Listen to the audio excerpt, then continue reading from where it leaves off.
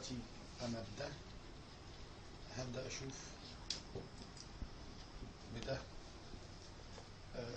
نشيل الفيشة بتاعت المروحة بس الاول.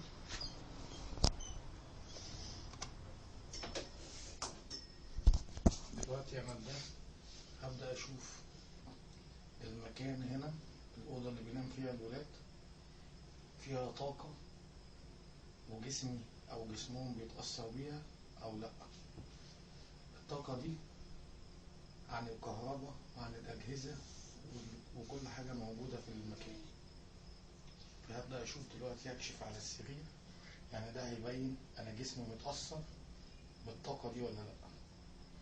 هبدأ أكشف على السرير دلوقتي اللي نايم عليه عمر. هشوف مثلا المكان ده كده، ده دلوقتي هنا ما بيتحركش، معنى كده ان الجزء ده جسمي مفيش طاقة بتتأثر بيه. هبدأ اشوف دلوقتي على المكان اللي عمر نايم عليه. هركز ايدي كده، تعالي اقرب كده صوري البندور. انا ايديا ثابتة اهي، والكرة دلوقتي بتلف بشكل حلزوني. ده معناه ان المكان اللي نايم فيه عمر جسمه متأثر بالطاقة دي زي بالظبط. الطاقة دي طاقة سلبية، هنقول بعد كده بتسبب أمراض زي ايه وبتعمل ايه في الجسم. لو احنا شايفين كده سرعته عاملة ازاي، هو بيلف لوحده. لما ابتدي ابعد اثبته كده، هاجي في المكان هنا جنبه مثلا برضه بيبدأ يلف، معنى كده ان المكان ده في نفس الطاقة، لكن هنا اقل شوية من المكان اللي جوه.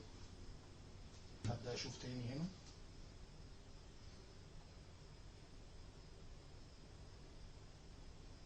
نفس الطاقة موجودة.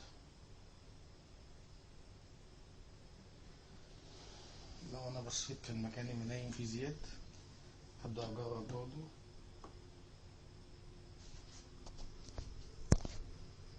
برضه زياد بتأثر بنفس الطاقة. الأماكن دي خطر جدا إن هم يناموا فيها أو أي حد ينام فيها.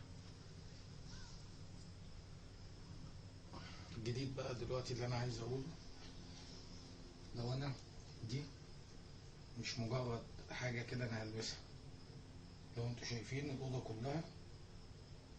كلها متأثرة اهي. عظيم. أنا هعمل دلوقتي إيه؟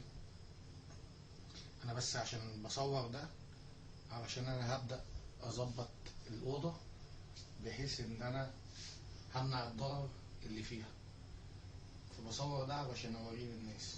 أنا لو لبست دي كده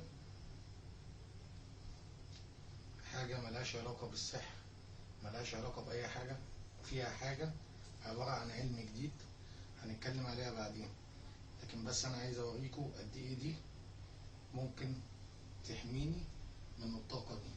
لو أنا جربت دلوقتي هقرب تاني كده المكان اللي عمر نايم فيه،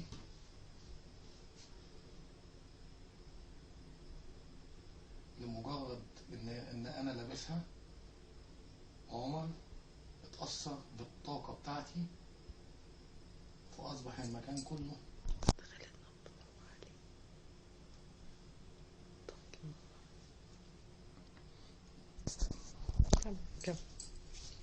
أصبح دلوقتي عمر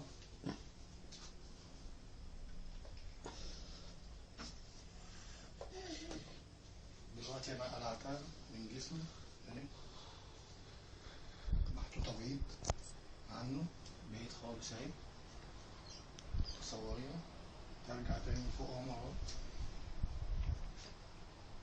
هلاقيها بتقيس الطاقة اللي في جسمي وجسم عمر نفس الشيء. لو أنا خدت دي وحطيتها على عمر كده وهو نايم كأنه لبسها أو حطها في هدومه، هبدأ أصور تاني أقرب شوية، أحطه كده اختفت الطاقة. انا شلتها كده وبعدتها عنه تاني، حطيها صورية هنا، بعدت عنه، ولو انا جيت هنا تاني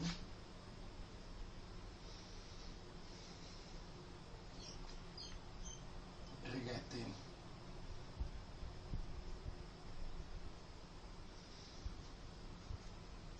حطيها تاني كده عليه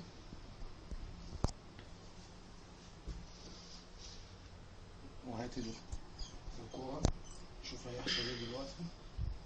هتبدأ تقل تقل تقل تقل لغاية لما يبقى مفيش خالص.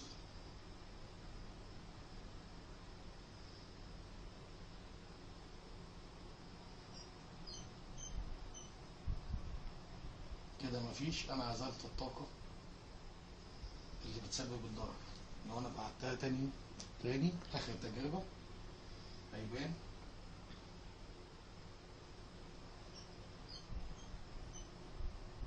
اه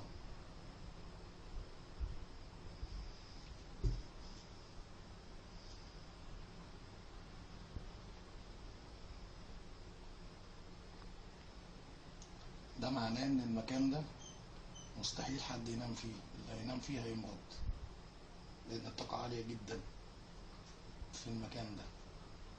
وبعدين لينا لقاء تاني بقى عشان نحكي الحكاية بتاعت دي.